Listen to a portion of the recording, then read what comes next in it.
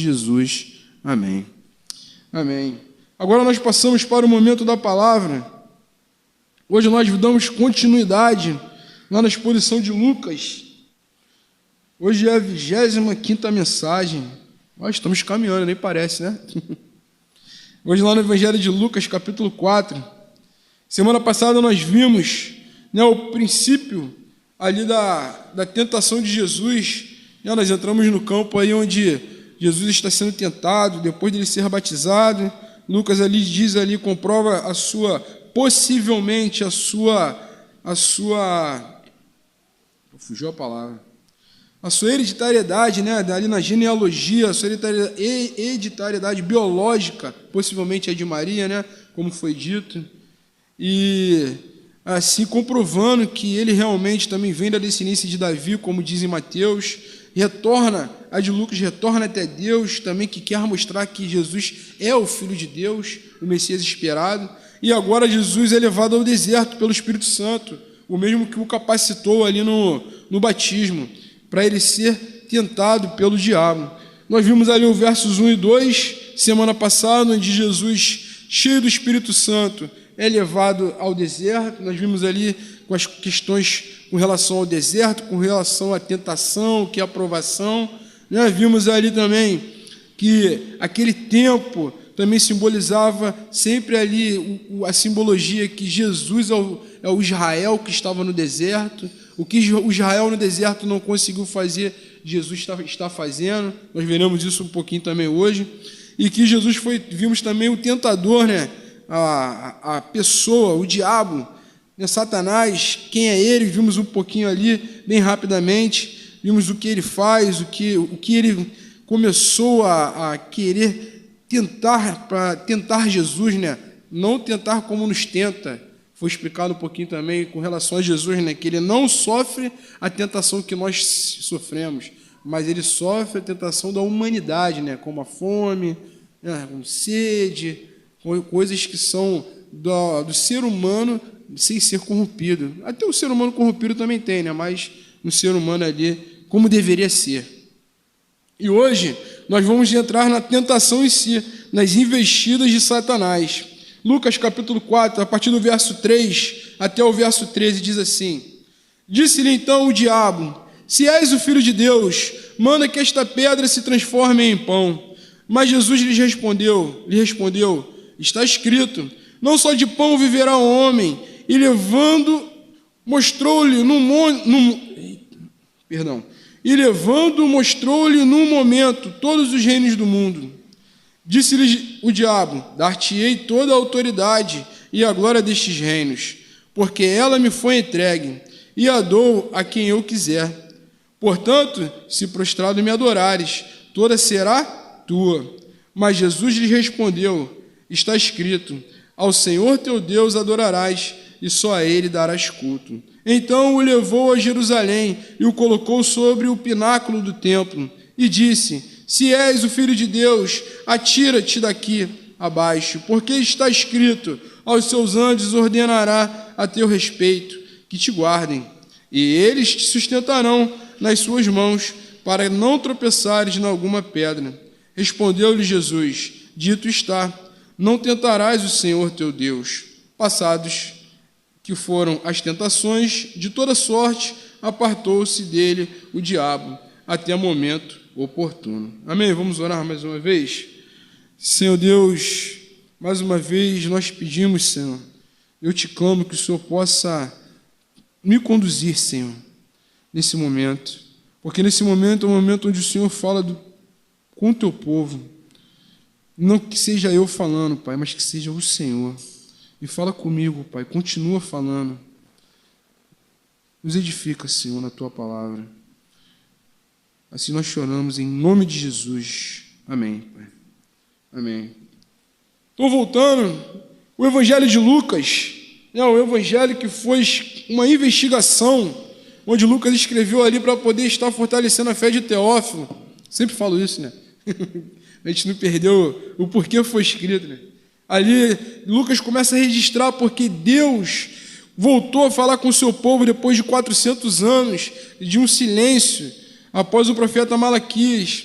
E ali Lucas vem descrevendo todos os momentos, tanto da chegada do nosso Senhor Jesus Cristo no ventre de Maria, o seu crescimento, né, ali, quando as pessoas viram Jesus, ele com 8 dias de vida, depois Jesus com 12 anos no templo, e agora chega um momento onde João Batista olha lá e diz, né, eis o Cordeiro de Deus que tira o pecado do mundo, e Jesus vem e é batizado, passa pelo batismo ali, tem aquele momento de a manifestação da Trindade, onde o Espírito Santo pousa sobre os seus ombros, onde ele é capacitado pelo Espírito, onde o Pai, os céus se abrem, o Pai diz, confirmando, testemunhando da sua filiação, né? Este é meu Filho amado, em quem eu me comprazo.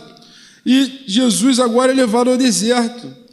O apóstolo Paulo diz na sua carta que Jesus, ele é o quem? Ele é o segundo Adão. Jesus, ele deveria, primeiro, no início de seu ministério, ser tentado pelo diabo, porque Adão, segundo nós vemos e entendemos bem no começo, ele sofreu a tentação e ele foi derrotado. E por causa de Adão, todos pecaram, né? Todos pecaram, nós somos amaldiçoados por causa de Adão. E por Cristo, também no início do seu ministério, ele deveria ser tentado, mas ele foi tentado e venceu o diabo. Então, quem quer em Cristo tem o seu relacionamento com o Pai restabelecido, passa a ser filho de Deus, né? Agora faz parte da família do Deus Todo-Poderoso. E essa similaridade ela é vista no texto, está escondida aqui dentro do texto. Adão foi tentado no paraíso e Cristo foi tentado no deserto, né? Adão caiu no paraíso e Cristo venceu no deserto. Olha que glória o nosso Cristo merece ser dado, né? Agora nós olhamos para o texto e nas respostas de Jesus, nós vemos que Jesus não se utiliza de algo que está fora dele. Jesus se utiliza da própria palavra de Deus. Nós vimos ali na quinta-feira, né, que a palavra é a espada, como Paulo diz em Efésios. E Jesus usa essa espada para se defender. Ele não ataca Satanás, ele se defende. Nós vimos aí isso com relação à batalha espiritual, o que é a verdadeira batalha espiritual. E Jesus cita 3 vezes uma parte lá do livro de Deuteronômio, lá no capítulo 6, verso 13 e verso 16, e depois no capítulo 8, no verso 3, que é onde Moisés estava relembrando ali os israelitas no deserto, o que eles deveriam fazer. Só que eles pegaram e tropeçaram, né? Desobedeceram. E o Israel no deserto, como eu falei semana passada, ele é dito como o Filho de Deus. Só que o Israel no deserto também apontava para quem? Para o verdadeiro Filho de Deus. Esse Israel era um Israel que Filho de Deus, mas era um Israel descendente de Adão. Agora o verdadeiro Filho de Deus, que é descendente direto do Pai, como Lucas diz aqui, ele vai lá e cumpre, ele é totalmente obediente ao Pai. E tem um grande teólogo, o doutor Robert Charles Sproul, presbiteriano, faleceu, já fez a sua passagem, um grande homem de Deus. Ele diz assim com relação a isso: ao agir assim, Jesus demonstra a forma como Israel teria de responder, porém não fez, revelando outra vez que ele, Jesus, sumariza em si o verdadeiro Israel. Nós vemos ali todo o Antigo Testamento, Israel tropeço atrás de tropeço. E eles eram chamados de filhos de Deus. Só que não era deles. Tudo apontava para Jesus. Todo o Antigo Testamento aponta para Jesus. Todo o Novo aponta para Jesus, para o seu retorno. Toda a Sagrada Escritura fala de Jesus. Não existe outro tema, não existe uma verdadeira pregação que não se fala de Jesus. Se não se fala de Jesus, não é em nome de Deus. E aqui eu queria ver com os irmãos o primeiro ataque do diabo, o campo onde ele atacou. Qual foi o primeiro ataque? Onde o diabo começou a sua investida? Foi no campo da dúvida. Isso aqui é bom a gente ficar ligado, que isso aqui acontece com a gente. Cada momento aqui acontece no seu dia a dia, no meu dia a dia. Olha lá no versículo 3 e 4, olha o que Lucas diz. Disse-lhe então o diabo: se és o Filho de Deus, manda que essa pedra se transforme em pão. Mas Jesus lhe respondeu: está escrito, não só de pão viverá o homem. Satanás confronta Jesus, em primeiro lugar, falando sobre o quê? Sobre a sua identidade, sobre a sua filiação. Olha o que ele diz. Se, colocou aí? Olha lá. Disse-lhe então o diabo, se chover, eu vou à igreja? Se fizer sol, eu vou passear ou vou à igreja? Ou se dá dúvida? Será? Satanás lança, não querendo confundir Jesus. Jesus parasse assim e olhar, será que eu sou filho de Deus mesmo? Jesus sabe quem ele é. Ele é Deus. Mas olha que ardiloso. Por isso que ele é chamado de a serpente. Ele fala, se tu és o filho de Deus, então transforma essas pedras em pão. Era como se ele falasse para Jesus assim, como se ele falasse para nós hoje. Ah, você é isso? Aí você, claro que eu sou, pô. Ah, então faz isso, eu vou fazer só para tu ver. Né? Olha só, Satanás não questionou se ele era o filho de Deus. Satanás sabia, com certeza Satanás estava onde? No batismo. Ele estava lá, ele viu o céu se abrindo. Ele viu o pai bradando, este é o meu filho amado em quem eu me comprazo. O pai declara a filiação ali no capítulo 3, verso 22. E Satanás sabia, mas o se é o quê? A preparação, ele prepara o terreno para ele poder entrar com aquele ataque em Jesus. O diabo faz a investida. Em qual campo? No campo da necessidade natural. O diabo não veio em Jesus, como nós vemos no texto, não veio com algo sobrenatural. Não apareceu cheio de porta batendo em casa, né? Igual a gente conversou outro dia, pode acontecer, às vezes acontece. Não, Satanás não fez isso. Satanás foi na necessidade natural. Olha o verso 2, coloca no verso 2, Robert. Olha o verso 2 lá, o que diz? Durante 40 dias, sendo tentado pelo diabo, nada comeu naqueles dias. E, ao fim dos quais teve, Satanás foi na fraqueza natural, não uma fraqueza pecaminosa, mas uma fraqueza natural. Você fica sem comer, você começa a ficar desnutrido, você fica fraco, o seu corpo começa a querer, né? Foi comprovado, tem comprovações científicas que realmente o ser humano ele consegue ficar, às vezes, só com água e com alguma coisa assim, ele fica em jejum esse tempo todo, mas ele já está quase partindo dessa para melhor. Então, olha a hora que Satanás foi Jesus. Então, primeiro, ele gera uma dúvida, que na realidade não é uma dúvida, ele quer mostrar para aquele a quem ele está investindo que ele tem dúvida, e aquele a quem ele está tentando, ele quer fazer que aquele comprove quem ele é. Só que em Jesus tem um grande porém. Por quê? Jesus tinha um propósito. Jesus tinha uma missão. Jesus ele tinha que passar por aquilo ali. Aquilo ali também era um fortalecimento para o início do seu ministério. Lembra lá o que o apóstolo Paulo fala em Efésios capítulo 1? Ali a gente tem a descrição do chamado pacto da redenção. O que Jesus veio fazer aqui já estava determinado desde quando? Desde a eternidade. Lembra quando ele fala da gente? Vocês são escolhidos por Deus desde antes. Se Jesus veio para os escolhidos de Deus, Jesus já sabia o que tinha que fazer antes da fundação do mundo. Então ele sabia. Se ele não cumpre, se ele faz o que Satanás falou, ele quebra o pacto da Trindade, o que eles tinham acordado na eternidade. Então era lícito Jesus comer? Era. Satanás, quando vem para ele questiona ele, que impulsiona ele a fazer algo que é lícito, algo que é legal, algo que nós vamos olhar e fazer, não, pô, tu tá com fome, tem que comer, né? Senão vai morrer. Só que ele não podia, porque ele estava num propósito, do que ele tinha que fazer, mas naquele momento não era devido. É igual aquela questão quando o apóstolo Paulo fala em Coríntios, tudo é lícito, mas nem tudo.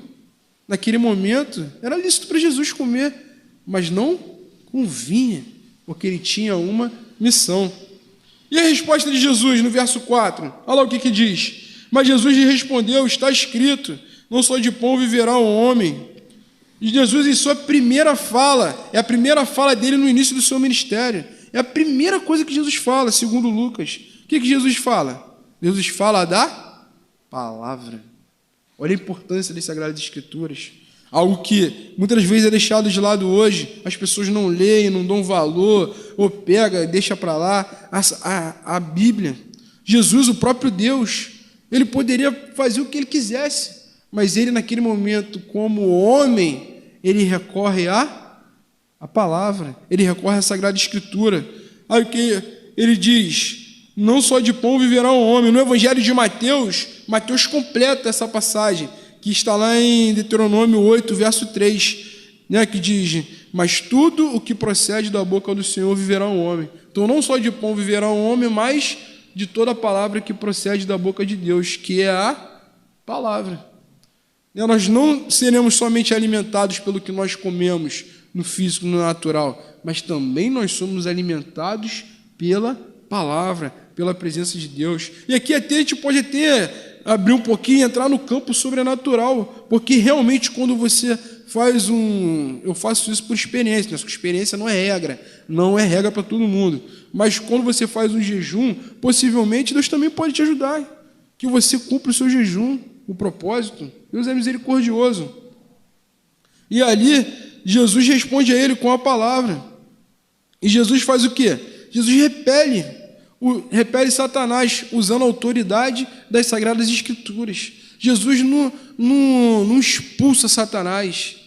Não, eu vou lá, vou chamar o pastor fulano de tal, porque ele é forte. Ele que vai repelir Satanás. Vou chamar ele lá para orar minha casa, porque se eu, não adianta não. Não vou chamar o diácono, não, vou chamar o pastor, porque a oração dele tem poder. Jesus usou as Sagradas Escrituras. Jesus expõe o diabo à sua vontade. O diabo não sabia o que estava dentro do coração de Jesus, o que estava dentro da mente de Jesus, como ele não sabe o que está na sua mente, o que é a sua vontade. Ele deduz. Por ele ser um ser milenar, um ser que caminha aqui desde a fundação do mundo, como nós vimos na quinta-feira, ele sabe o que você quer pela sua vida, por ele te acompanhando todos os dias, pelas suas decisões, as suas escolhas. Então, por isso que muitas das vezes esses lugares, e eu vou lá na fulana de tal que faz um negócio lá que descobre o amanhã, e acerta, né? É batata, certa. E eu vou lá, o horóscopo lá, aqui, batata. Ele sabe,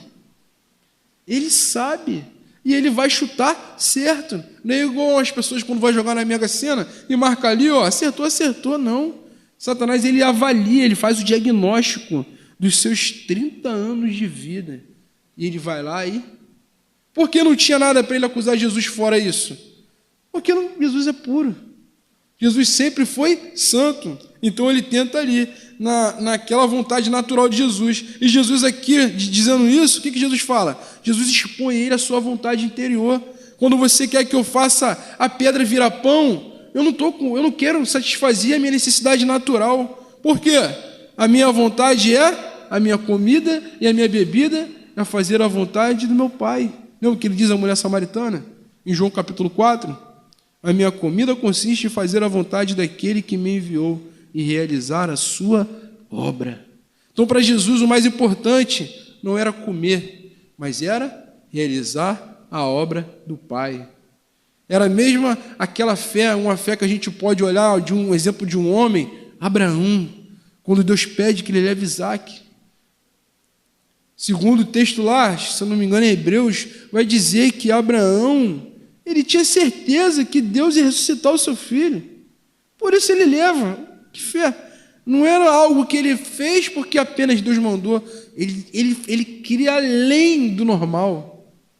Jesus também sabia que ele não morreria de fome, porque o Pai iria suprir.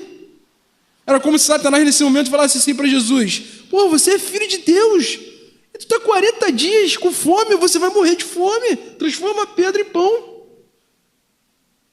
Imagina se fosse conosco. Acho que no segundo dia, terceiro, já tinha transformado. Infelizmente. E olha o que o nosso Deus fez por nós. Olha a glória de Jesus. Jesus poderia usar todo o poder que ele tinha, o poder do Espírito que estava ali lhe capacitando, mas ele mostra que a palavra de Deus é a arma de defesa contra aquele ataque do inimigo. E ele já ganha a primeira investida de Satanás. E por que Jesus não cedeu à tentação? Importante também, por quê? A prioridade dele, como eu disse, era fazer a vontade do Pai. Jesus tinha um foco na sua missão. Ele tinha um foco em cumprir o que Deus tinha proposto a ele, que o Pai tinha proposto a ele. Nós vimos ali quando falou da Trindade, né? A Trindade é o mesmo Deus, nesse mesmo Deus subsiste três pessoas, o Pai, Filho e Espírito Santo. Na obra da redenção, ele é chamado na teologia a economia da Trindade. E o que vem a ser isso? Cada um escolheu uma função. Então o Filho ficou em subordinação ao Pai, o Espírito ao Pai e ao Filho, e o Pai como se fosse comandando tudo. E eles agindo, cada um na sua área, mas eles são Deus do mesmo jeito, não mudou. E aqui o Filho em subordinação ao Pai, qual é a obra dele? É glorificar o Pai. Lembra de João 10, quando Jesus diz, eu te glorifiquei aqui, agora me glorifica como eu tinha a glória antes de tudo. Que lindo, né? Então, eu vim, eu estou cumprindo a minha missão, eu estou cumprindo, eu estou fazendo, agora me glorifica. Por isso que nós lemos em Filipenses, Jesus se humilhou, mas depois recebeu um nome que está acima de todo nome. Não que o nome dele não fosse um nome menor, mas agora ele não apenas era Deus, mas ele também agora passou a ser Rei dos homens, porque agora ele se tornou humano. Então o nome dele está acima de tudo. É um homem que está acima de todos, até no céu.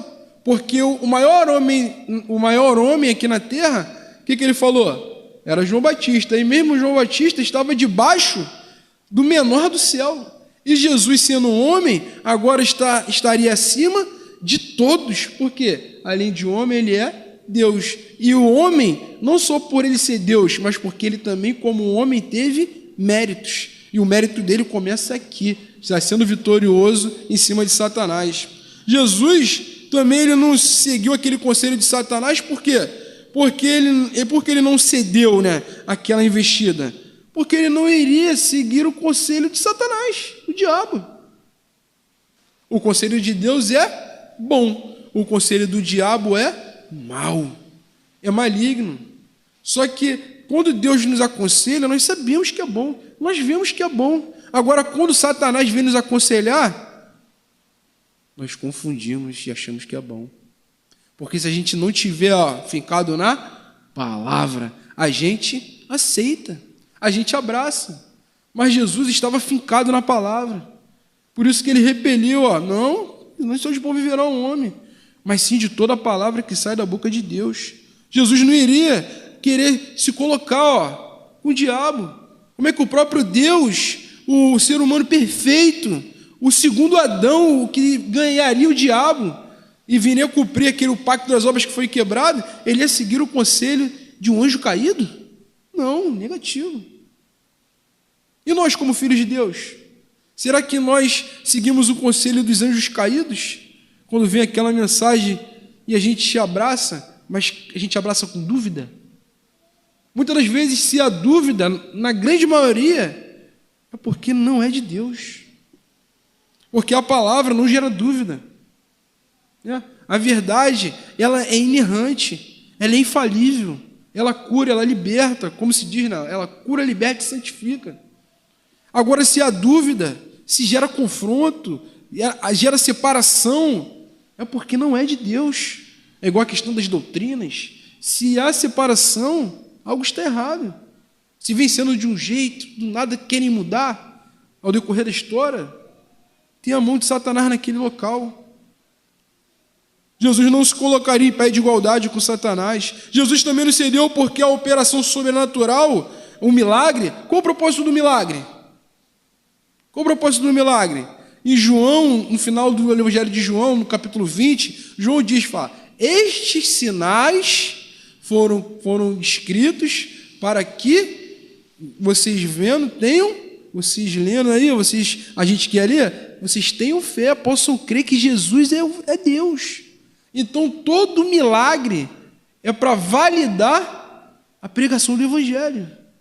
Todos os milagres do Antigo Testamento validavam a pregação dos profetas, dos homens de Deus. Todo milagre que Jesus fez, que os apóstolos fizeram, foi para validar a sua mensagem. E todo milagre que pode ser feito hoje, que Deus continua fazendo milagre sim, é para quê? É para validar o seu retorno. Deus não opera milagre onde não se prega o Evangelho, isso é antibíblico. Não existe, você vai chegar no local, igual existe seitas, que não pregam o Evangelho e há milagre. Há milagre? Há, mas não por Deus. Há por aquele que nós estudamos quinta-feira, por esse aqui, o adversário, o enganador, o pai da mentira. As pessoas vão rolar, as pessoas vão pular, as pessoas vão ser curadas, vão voltar a ver. Mas quem foi que fez o milagre? O diabo. Porque ele mesmo tinha colocado, ele que está fazendo tudo. Então Jesus não operou um milagre. Satanás não precisava de ver milagre, porque ele não iria se converter. Por que Jesus vai fazer um milagre? Lembra de Herodes, quando Jesus estava preso? Tu é esse aí que está fazendo sinais? Faz aí para me ver também. O texto diz que Jesus ficou em silêncio. Ele falou, eu não vou nem me dar responder, o trabalho de responder. Vou me recolher aqui, deixa eu ficar aqui. Você não vai se converter? Eu não tenho que pregar para você. E o Evangelho é duro, porque o Evangelho tem dois propósitos. Ele salva e ele condena. E vamos mais um pouquinho à frente, senão a gente fica parado aqui. Jesus também não cedeu porque nada que ele pudesse fazer parecia... Jesus não cedeu porque não faria nada que pudesse parecer uma desconfiança de seu pai. Porque se Jesus também, eu estou cheio de fome mesmo, acho que eu vou fazer um milagre. Ele está desconfiando do pai. Então são muitas coisas que estão dentro daquela fala. São muitas coisas que estão dentro daquela tentação de Satanás investiu contra Jesus. É dúvida. Quando gera dúvida, algo tem uma pedra ali. Então por isso que é importante a gente falar do estudo, de ler a palavra, de você estar ali na escola bíblica, de estar lendo a Bíblia todo dia, se poder estar estudando um livro que te ajuda a entender a Bíblia, conversar, trocar, A Bíblia fala que o ferro com ferro se afia assim os irmãos juntos. Então a gente vai se afiando, para a gente não cair em tentação, porque nós somos tentados igualmente, porque nós somos filhos de Deus, e Satanás vai investir do mesmo jeito. Com Jesus, na sua humanidade naquele momento, com certeza, foi difícil, porque ele estava sofrendo, ele respondeu com a palavra. Imagina a gente na condição de Jesus, por isso que eu falei, a gente não conseguiria, sem o Espírito, mas se a gente recorrer ao Espírito Santo e buscar na palavra, se vestir da armadura, lembra o que é a armadura? É se vestir de Cristo, é se vestir de Cristo, ter certeza da minha salvação, confirmar ela, andar em dia com a leitura bíblica, eu vou ter a arma para me defender. Um outro ponto, não, tem um comentário aqui, até esqueci, tem um comentário do puritano, mas eu gosto muito desse puritano, ele tem alguns comentários, e são muito interessantes, ele diz assim, a palavra de Deus é a nossa espada, e a fé nessa batalha é o nosso escudo.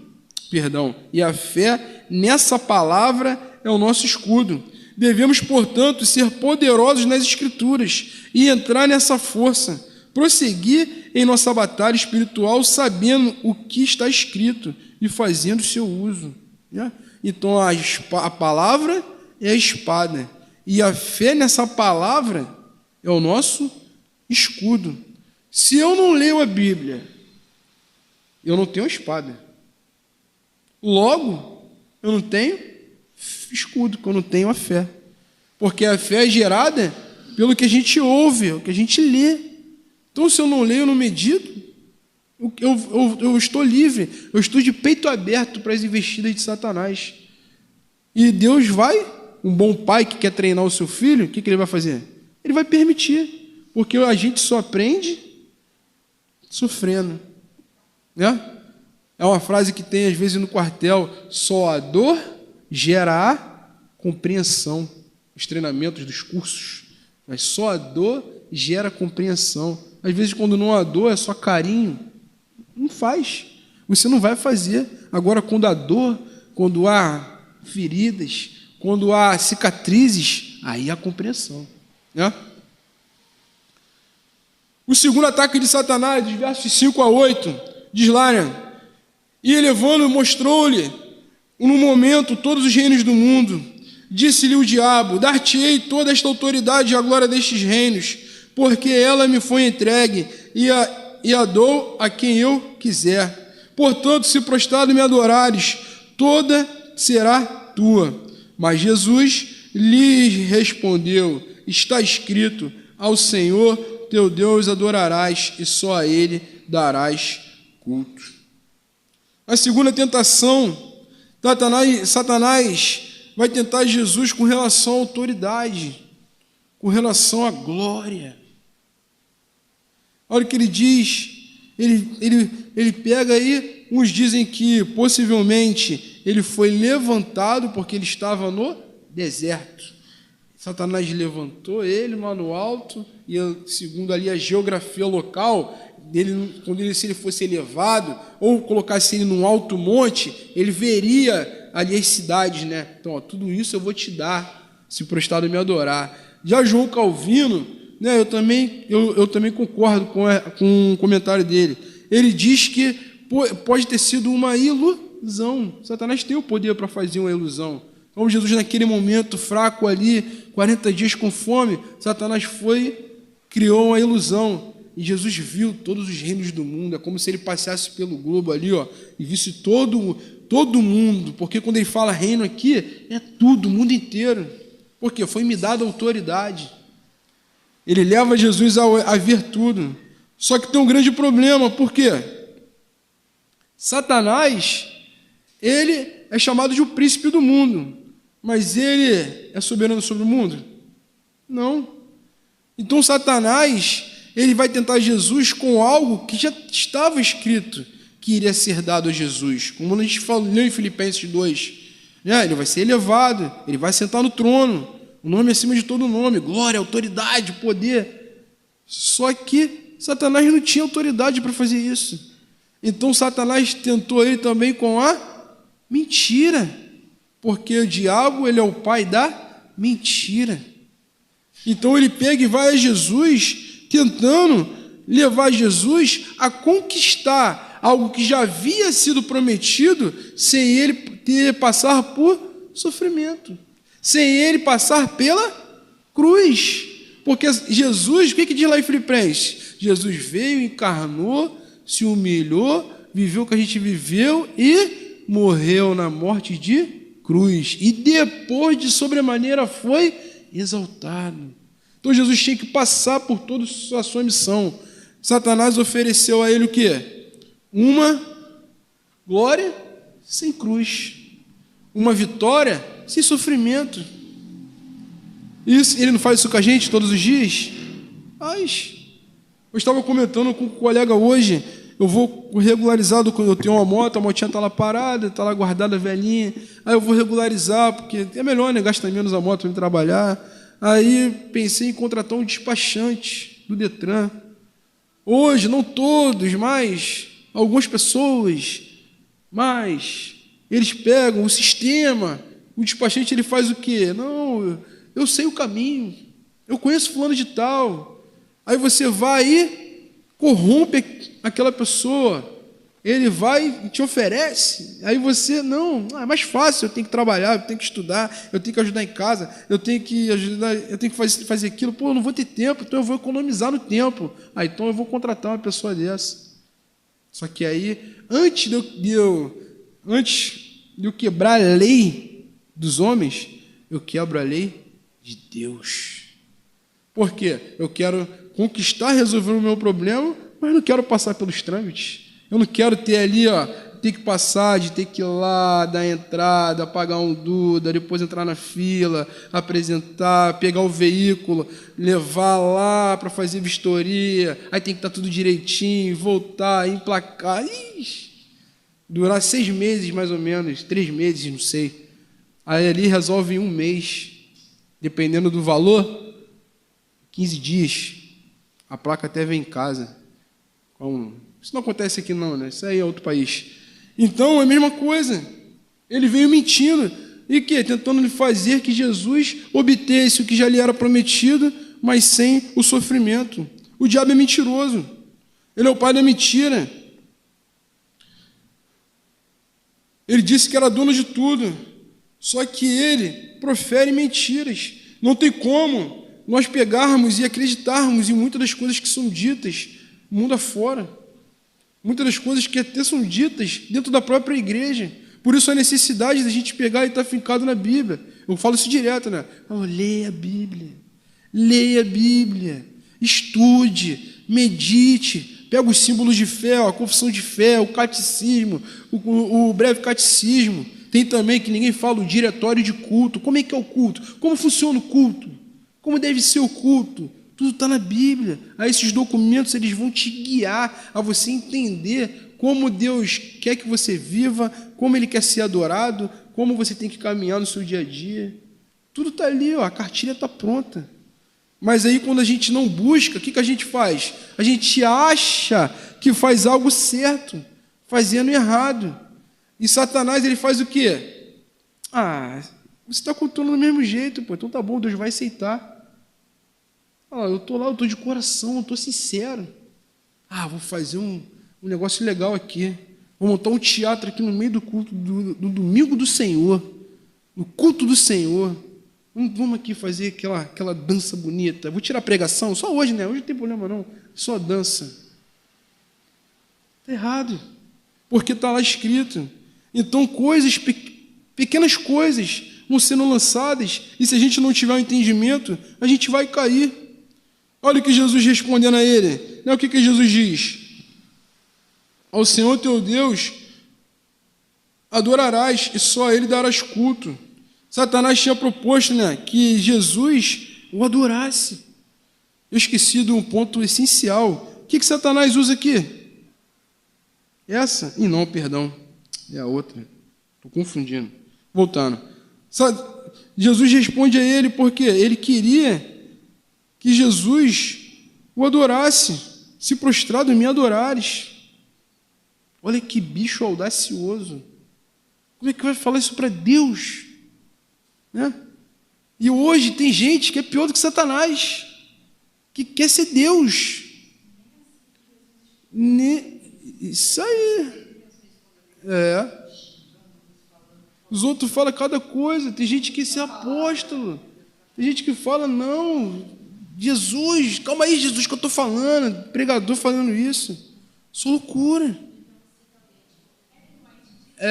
Isso aí, pessoas que colocam na revelação, como se fosse o Espírito Santo que está inspirando. Os profetas, loucura. Então, que eles querem colocar no mesmo patamar de Jesus, no mesmo patamar divino. Satanás tenta Jesus com esses planos mirabolantes, audacioso. Ele sabia que Jesus era quem? Era o Deus encarnado. Só que ele queria confrontar ele. Só que Jesus, negativo, meu filho, está escrito lá, eu não vou ficar de lero-lero, está escrito, e acabou. Na resposta, Jesus manifesta ali a glória dele próprio. É como se ele falasse, eu vou cumprir minha missão, cara. Tipo assim, sai daqui, para de me perturbar, deixa eu cumprir o meu propósito. Quem é você na fila do pão? Só Deus merece todo o louvor, toda a honra, toda a glória. Se eu descumprir aqui, eu vou jogar fora a minha encarnação. Porque se ele veio para cumprir o pacto das obras, ele tinha que cumprir os mandamentos. E um dos mandamentos é adorar somente o Senhor, seu Deus. É o segundo mandamento. Só a Ele para lhe dar as cultos. Jesus levanta a questão do viver como? O viver, como os puritanos diziam, o viver para a glória de Deus. O viver como o quinto ponto dos pilares da reforma. O soli del glória. Glória somente a Deus. Satanás queria a glória. Agora, quantos homens não tem hoje que querem glória para si? Se a gente não vigiar, a gente quer glória. A gente quer ser louvado. A gente quer ser enaltecido. A gente quer aquele tapinha no ombro. Ó, olha você hoje, hein? Que palavra. Tem um pastor que falou, quando ele saiu do púlpito, aí a pessoa veio, a irmã veio, a primeira, olha, pastor, você pregou como nunca. Aí, está repreendido. Que aquilo ali é para enaltecer o ego.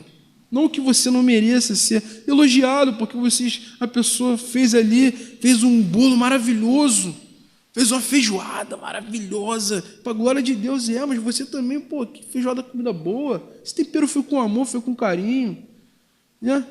Mas é para a glória de Deus, louvado seja Deus que me deu condição de estar aqui com a barriga no fogão fazendo a feijoada, de estar fazendo com carinho, com amor.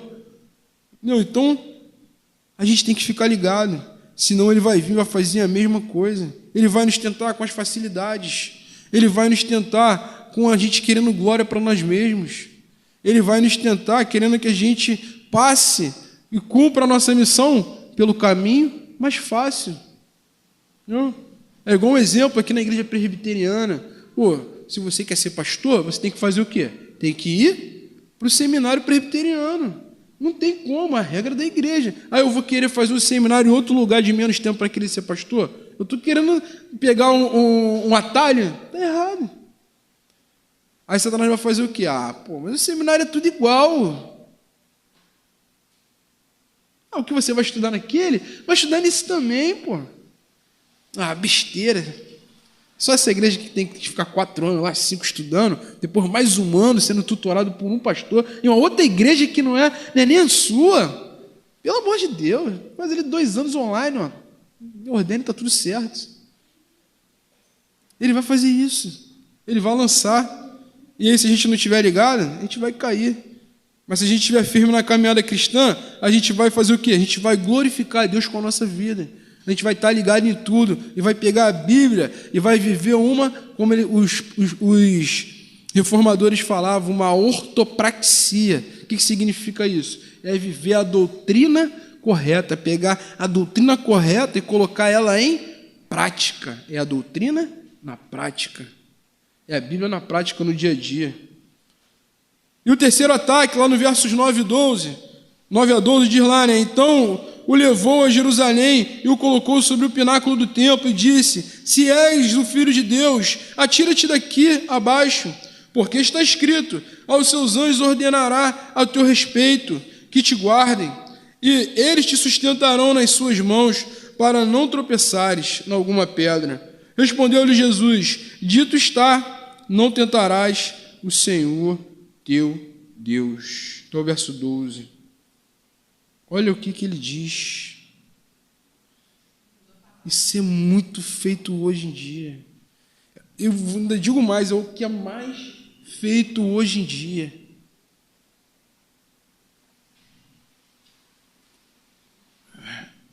Satanás usa a palavra. Satanás conhece a palavra, dita. Satanás conhece a palavra, Robert. Só que ele conhece para usar o seu bel prazer. Lembra o filme O Livro de Eli? O que aquele homem queria para dominar o mundo? A Bíblia. E um mundo pós-apocalíptico, guerra nuclear, tudo destruído. Qual era o livro mais quisto que todo mundo matava e morria por ele? Queriam a Bíblia, mas não era para se alimentar, como nós estamos fazendo. Era para dominar o mundo. E olha o que Satanás fez. Satanás citou o Salmo 91.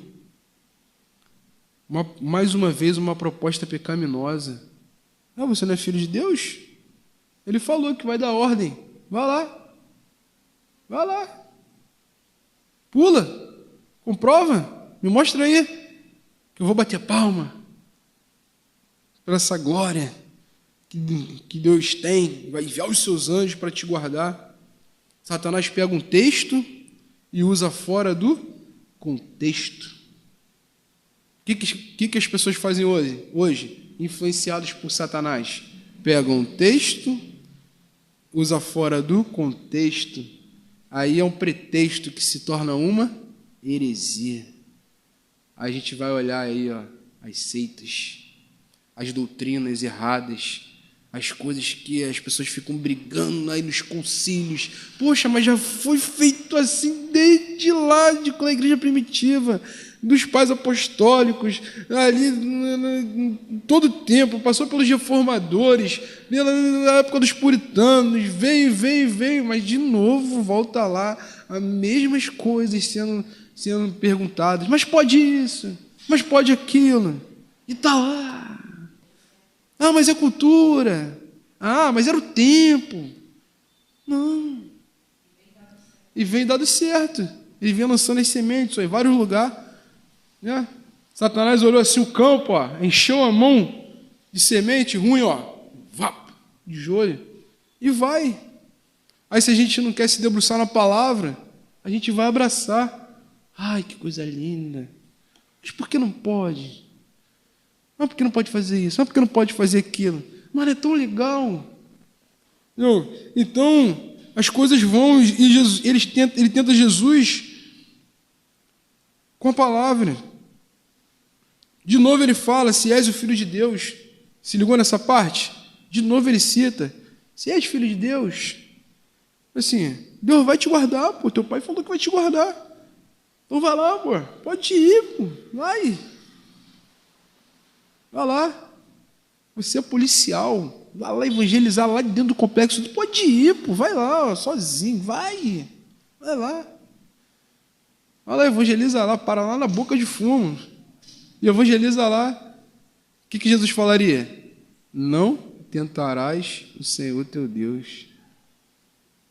Existem vários contextos que a gente pode aplicar. Não, pô, mas tem que fazer o ID. Deus vai guardar, pô. Está escrito lá, ele vai dar ordem aos anjos que vai te guardar, pô. Você não está fazendo a vontade de Deus? O ID? Por que missionário morre, então?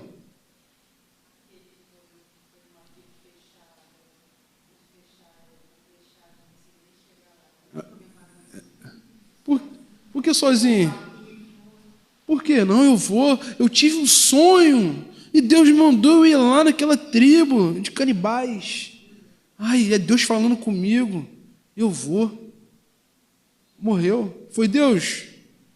Muitas das vezes acontece isso, sonho. Eu tive uma visão. Quem foi que deu a visão? Foi Deus.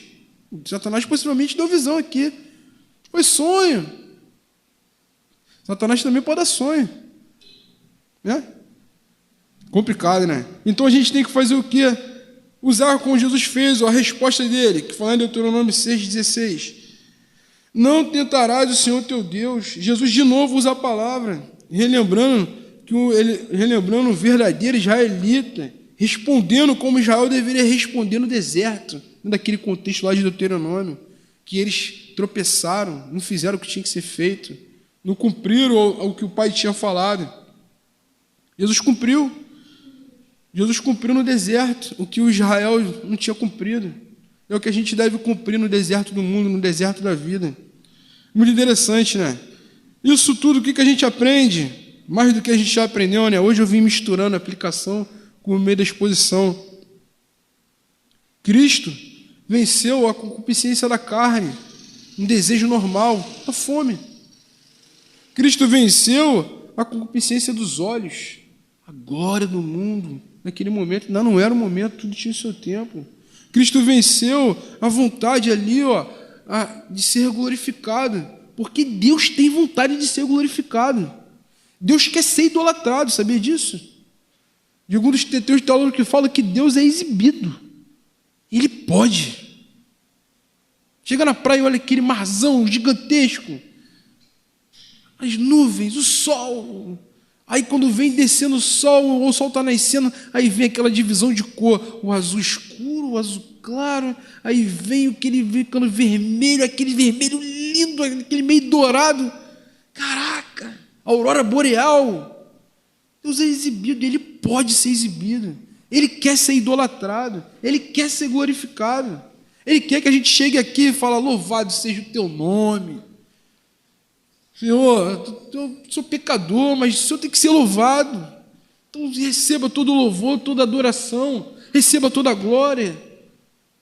Nós não glorificamos homem, não fazemos festa para homem, nós glorificamos a Deus. É Ele que recebe todo o louvor e toda a glória. E Cristo venceu isso tudo. Para quê? Para abrir de novo um novo e vivo caminho para o Pai. Se hoje nós estamos aqui, é porque Cristo venceu Satanás no deserto. Antes, no mundo, quando a gente estava ali nos nossos delitos, nos nossos pecados, mortos, estávamos porque Satanás caiu no paraíso. Mas hoje, nós devemos glorificar esse Cristo maravilhoso que nós cantamos. Como diz aquele louvor, nele eu ponho a minha fé. Jesus Cristo. Por quê? Porque Ele venceu. E não venceu no paraíso, não. Ele venceu no deserto. E depois sofreu lá, foi crucificado. E hoje nós temos, como diz Hebreus capítulo 4, verso 15, porque não temos sumo sacerdote que não possa compadecer-se das nossas fraquezas. Antes foi Ele tentado em todas as coisas, a nossa semelhança, mas sem pecado. Hoje você estiver triste, sofrendo, você pode falar com Ele. Ele sabe. Eu não posso saber, mas Ele sabe. E Ele vai te consolar. Ele sabe a forma correta. Ele vai trazer um texto. Ele pode usar até uma pessoa. Usa a palavra. Ele vai te consolar. Ele vai te encorajar. Ele vai te fortalecer. Ele vai acender a esperança no seu coração. E Ele vai te dar o que você mais necessita, que é a fé, para crer nele e crer em toda essa obra. Como é que nós vivemos isso tudo? Vestindo a armadura dele. E qual é a armadura dele? É Ele mesmo. É sendo um cristão verdadeiro. É sendo um cristão que medita na palavra de Deus. É ser um cristão que tem uma vida de oração. É ser um cristão que congrega. É ser um cristão que procura conhecer as coisas do reino, que está aqui na Bíblia. É ser um cristão que dá testemunho lá fora, que evangeliza, que chama os vizinhos para vir à igreja, que vai lá e naquele ponto onde você já aprendeu, você vai e ajuda outras pessoas, tudo com foco de quê? De glorificar Ele. E a gente vai estar fazendo o quê? A gente vai estar vestindo a armadura de Deus. Eu não tenho que pisar na cabeça do diabo. Ele já pisou na cabeça do diabo. Ele é aquele do ventre da mulher que viria para pisar na cabeça da serpente. E Ele já fez isso e já triunfou por mim e por você. E o que cabe a nós é viver nesse deserto como soldados postos, firmes, prontos a ser atacados, mas resistindo firme até o seu retorno, confiantes que nada, nem a morte, nem a vida, nem os principados, nem as potestades, nada nos separará do seu amor. Ele voltará e nos resgatará para a glória do seu nome. Amém? Vamos cantar mais um louvor? Depois eu faço a oração final. Louvado seja o nome do nosso Senhor Jesus Cristo.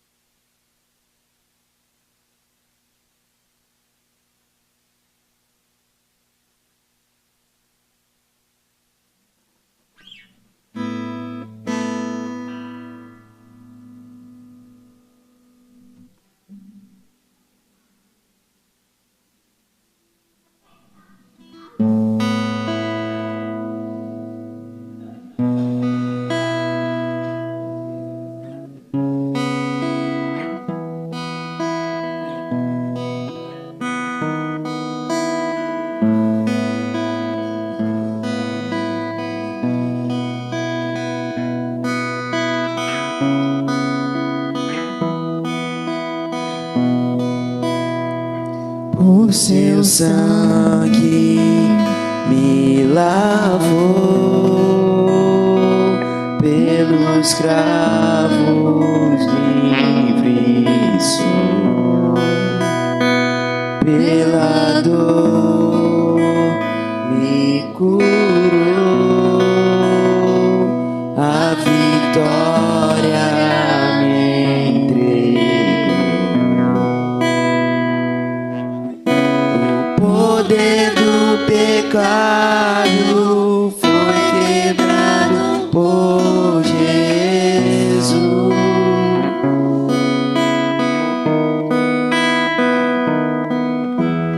Minha liberdade Cristo conquistou lá na cruz.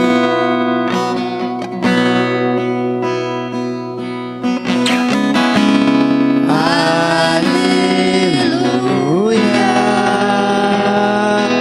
és pra sempre vencedor.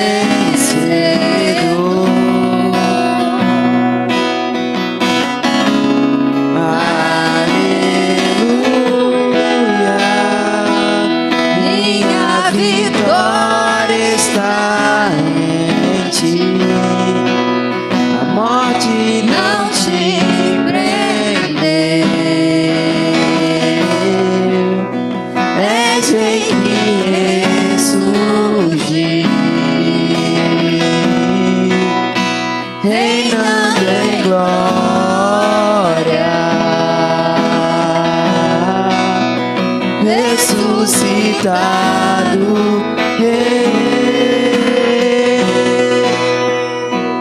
o seu sangue me lavou pelos cravos, livre sou. Pela dor me curou, a vitória me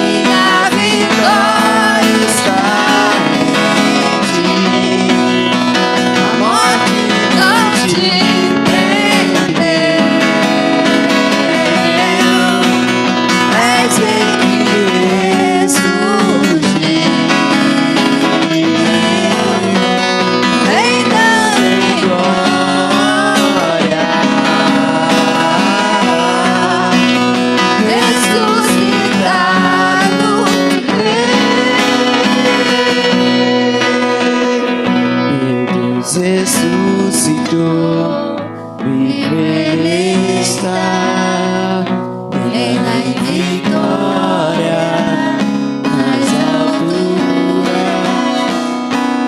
Deus ressuscitou, viver está, reina em vitória nas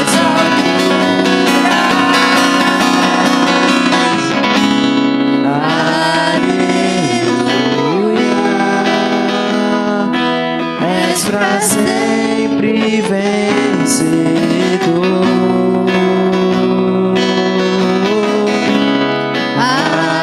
Aleluia, minha vitória está em ti, a morte não te prendeu, és rei que ressurgiu,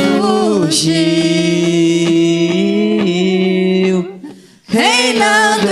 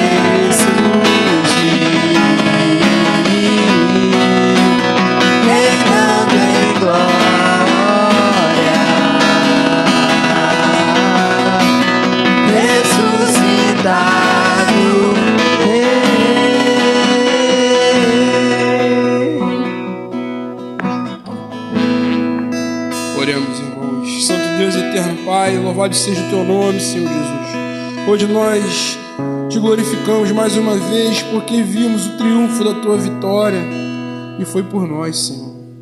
Nós Te agradecemos. Nos ajuda, Senhor, a glorificar o Teu nome. Nos ajuda a não olharmos para nós, mas sim olharmos para Ti. Nos ajuda, Senhor, a ficarmos ligados, focados em Ti, para poder também nos guardarmos das ciladas do diabo.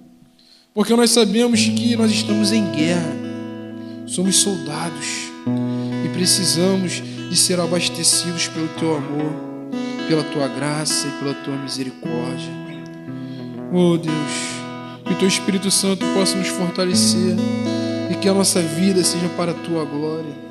Que a cada dia, tudo que nós formos fazer, nós pensemos em Ti, nós façamos para Ti, que tudo seja para Ti. Obrigado por tudo, Senhor. Obrigado por todos os momentos que o Senhor sofreu. Obrigado por todos os momentos que o Senhor passou naquele deserto. Hoje nós Te glorificamos por isso. Reina, Senhor, e reina sobre nós. Assim nós Te agradecemos e Te pedimos que o Senhor nos leve em paz para os nossos lares. E Te pedimos que essa chuva venha com calma, para que também não haja nenhuma coisa ruim às pessoas que tiveram problemas com chuva forte. Obrigado, Senhor. Guarda essa mensagem no nosso coração, na nossa mente, para que nós possamos viver como o Senhor, na palavra e pela palavra. Assim nós te oramos em nome de Jesus. Amém. Amém, meus irmãos.